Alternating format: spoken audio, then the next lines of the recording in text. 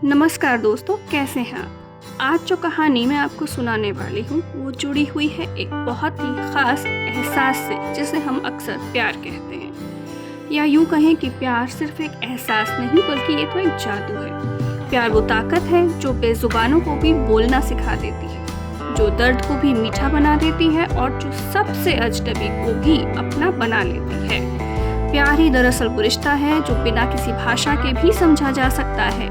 लेकिन क्या प्यार सिर्फ इंसानों के बीच होता है? नहीं। तो चलिए आज मैं आपको ऐसी ही एक अनमोल कहानी सुनाने जा रही हूँ जो एक इंसान और एक नन्ही सी गिलहरी के प्यारे रिश्ते को दिखाती है। ये कहानी महादेवी वर्मा जी की सुप्रसिद्ध कहानियों में से एक है जिसका नाम है गिल्लू। मैं हूं डॉक्टर ज्योति और आप देख रहे हैं मेरा चैनल नवरस हिंदी कहानियाँ। अगर आपको कहानियों की दुनिया पसंद है तो प्लीज़ मेरे चैनल को लाइक करें, शेयर करें और सब्सक्राइब करें। आपकी एक छोटी सी क्लिक मुझे आगे बढ़ने और बेहतर कहानियाँ सुनाने की हिम्मत दे सकती है। तो चलिए देर किस बात की है, शुरू करते हैं गिल्लू की कहानी। एक दिन महादेवी जी अपने आंगन में बैठी थीं जब उन्होंने देखा कि दो कौवे गिलहरी के एक नन्हे से बच्चे पर हमला कर रहे हैं। वो बच्चा बेचारा ज़मीन पर गिरा पड़ा था, बुरी तरह घायल।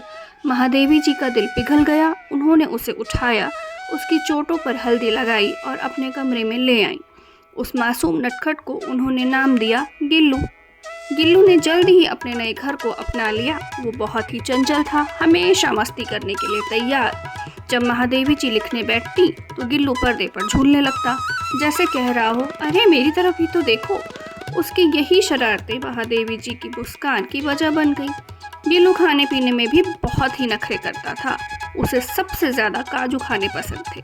अगर उसे मनपसंद चीज़ ना मिले तो या तो मुंह फेर लेता या फिर चीज़ें झूले से नीचे गिरा देता। महादेवी जी हंसकर कहती, तू तो सच में राजा बेटा निकला। समय बीतता गया और गिल्लू और महादेवी जी के बीच का बंधन और मजबूत होता गया। जब भी वो घर से बाहर जाती तो गिल्लू खिड़की के पास बैठकर उनकी प्रतीक्षा करता। उनके वापस आने पर वो तुरंत उनके कंधे पर चढ़ जाता और अपनी नन्ही आंखों से उन्हें ऐसे देखता मानो पूछ रहा हो कि आप कहाँ गई थी। उसकी ये मासूमियत और प्यार भरी निगाहें देखकर महादेवी जी के दिल को भी गहराई तक आनंद का अनुभव होता। एक बार कुछ ऐसा हुआ कि महादेवी वर्मा जी अचानक से एक दुर्घटना में घायल हो गईं और उन्हें अस्पताल में भर्ती होना पड़ा। उन दिनों जब भी कोई उनके कमरे का दरवाज़ा खोलता तो गिल्लू अपने झूले से उतरकर दरवाजे की तरफ दौड़ता और यह सोचता कि शायद वो लौट आई हैं। लेकिन जब वो किसी और को देखता तो वापस अपने झूले में फिर से चला जाता।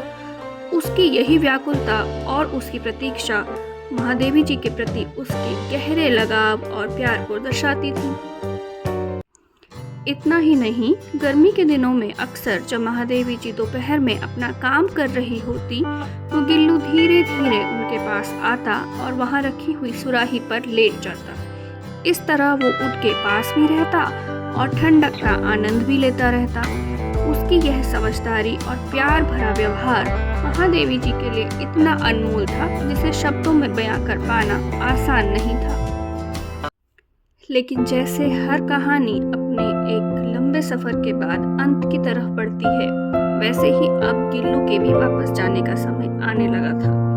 दरअसल गिलहरी का जीवन काल मुश्किल से 2 वर्ष का होता है और अब वो समय आ गया था जब गिल्लू भी अपने जीवन के अंतिम पड़ाव पर पहुंच रहा था। अब जबकि गिल्लू का अंतिम समय बिल्कुल निकट था तो उसने दिन भर कुछ नहीं खाया, ना ही वो बाहर गया।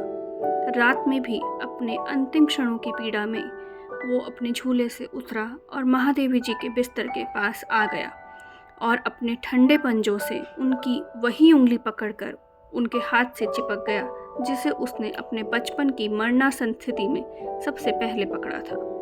गिल्लू ने धीरे धीरे अपनी आंखें मूंद लीं और सदा के लिए शांत हो गया।